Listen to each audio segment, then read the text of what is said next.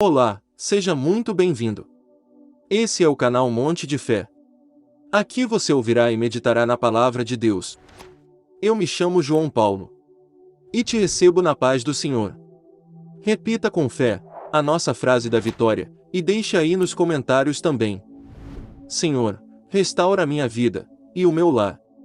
Vem com o teu Espírito Santo sobre mim, e me dê vitória. Uma das mulheres mais conhecidas na história bíblica. O nome Raquel no hebraico significa ovelha. E neste vídeo, você conhecerá a verdadeira história de Raquel na Bíblia. Então inscreva-se em nosso canal e ative também todas as notificações para você receber outros estudos bíblicos como este. Raquel era a filha mais nova de Labão, irmão de Rebeca e filho de Betuel. Como Rebeca era mãe de Jacó, logo Raquel e Jacó eram primos. Raquel também tinha uma irmã mais velha chamada Lia. Em Gênesis capítulo 29 versículo 17, descreve Raquel como uma mulher muito formosa. Mas alguns versículos do livro de Gênesis parecem indicar que durante muito tempo, Raquel não esteve totalmente livre das influências pagãs de sua casa. Ao contrário de Sara e Rebeca, que prontamente adotaram o Deus de Abraão e Isaque. Mesmo depois de muitos anos de casamento com Jacó, Raquel ainda furtou os ídolos de seu pai. Embora o texto bíblico não explique o motivo de Raquel ter feito isso, alguns comentaristas até sugerem que talvez a atitude de Raquel tivesse a ver com a distribuição da herança na casa do seu pai. A história de Raquel começa na Bíblia, logo após o episódio em que Jacó enganou Isaque e recebeu sua bênção em lugar de Esaú, o seu irmão que desejava matá-lo. E para encontrar uma esposa dentre seus parentes, Jacó foi para Padarã. O primeiro encontro entre Jacó e Raquel foi próximo a um poço. E Raquel havia ido ao posto para dar água às ovelhas de seu pai. E Jacó atirou a pedra do poço para ela, de acordo com Gênesis capítulo 29 versículo 11. Pode-se dizer que Jacó amou Raquel à primeira vista.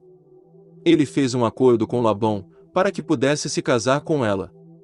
O acordo consiste em que Jacó deveria trabalhar 7 anos por Raquel.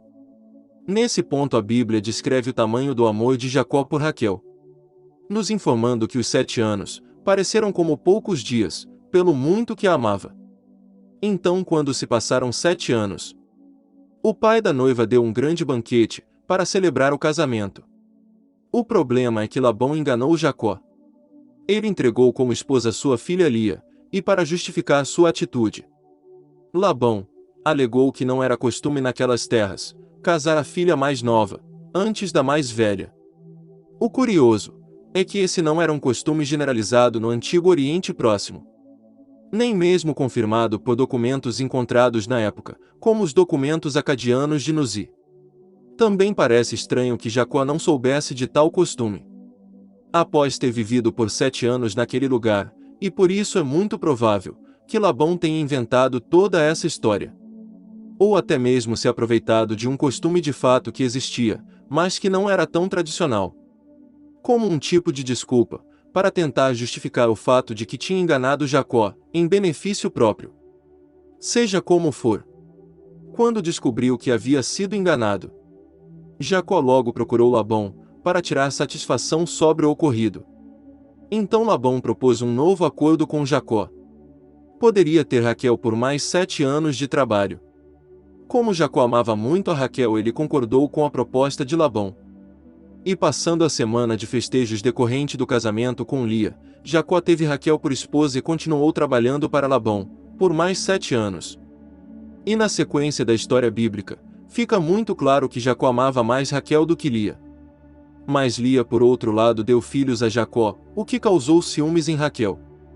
Inclusive Raquel chegou a pressionar Jacó como se ele fosse o culpado de sua esterilidade, com aquela conhecida declaração: "Dá-me filhos, senão morro". Naquele tempo da cultura daquela região, uma mulher estéril não tinha valor, e servia de vergonha para o marido.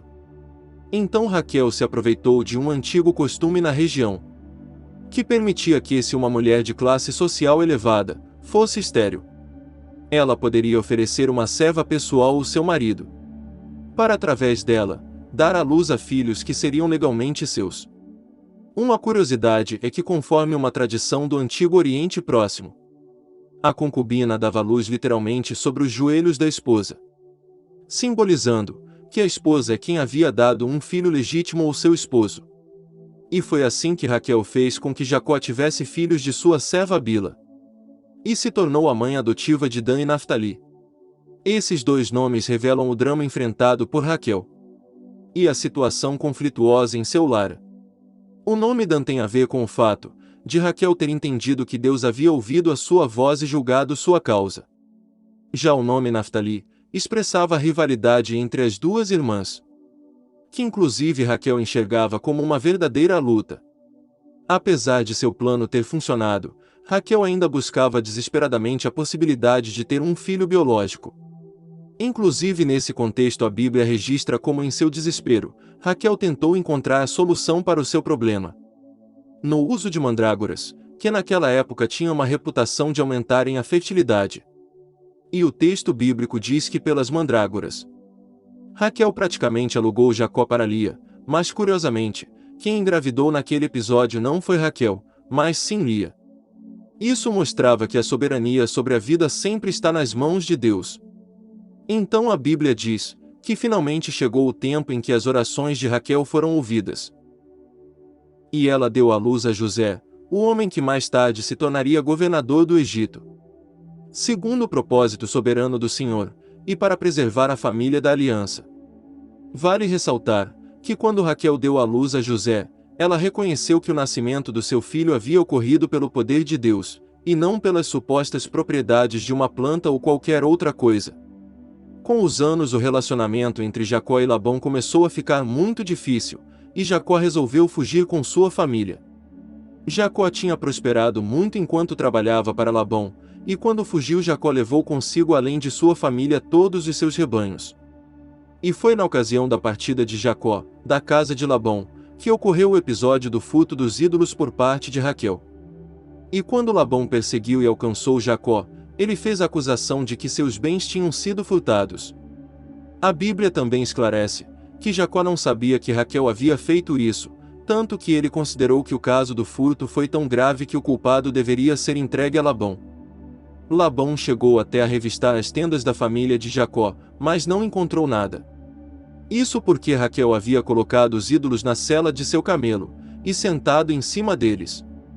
Não se sabe como, e quando Jacó descobriu o que Raquel tinha feito. Mas sabemos que quando Deus ordenou que Jacó voltasse para Betel, ele instruiu a sua família a lançar fora os deuses estranhos que havia entre eles. No registro da jornada de Jacó em direção ao encontro com Esaú, mais uma vez, a Bíblia mostra que mesmo depois de tantos anos, Jacó ainda tinha Raquel como sua grande amada. Por isso, ele colocou Raquel e seu filho José numa posição de maior segurança em sua caravana, evitando que ela e José sofressem qualquer danos eventuais. Após partir de Betel estando no caminho de Efrata, Raquel deu à luz ao seu segundo filho Benjamim.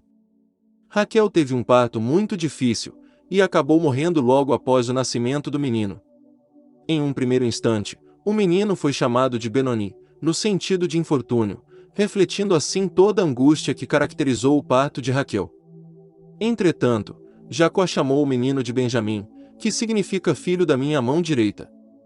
Raquel então foi sepultado no caminho de Belém, e Jacó levantou uma coluna sobre sua sepultura. O lugar atual dessa sepultura é incerto, mas uma antiga tradição sugere uma distância de aproximadamente 2 quilômetros ao norte de Belém. Seja como for, a localização desse túmulo ainda era conhecida nos tempos de Saul. Raquel também é mencionada outras vezes na Bíblia. No livro de Rute, por exemplo, ela é lembrada como edificadora da casa de Israel, juntamente com Lia. Já o profeta Jeremias em seu livro citou o pranto de Raquel se referindo à destruição do reino do norte. Mais tarde, essa mesma profecia também foi aplicada na matança dos inocentes, ordenada pelo rei Herodes nos tempos do Novo Testamento. Chegamos ao fim desse vídeo. Compartilhe com os seus familiares e com os seus amigos. Deixe seu pedido de oração. Que você seja abençoado e não esqueça de deixar o seu amém.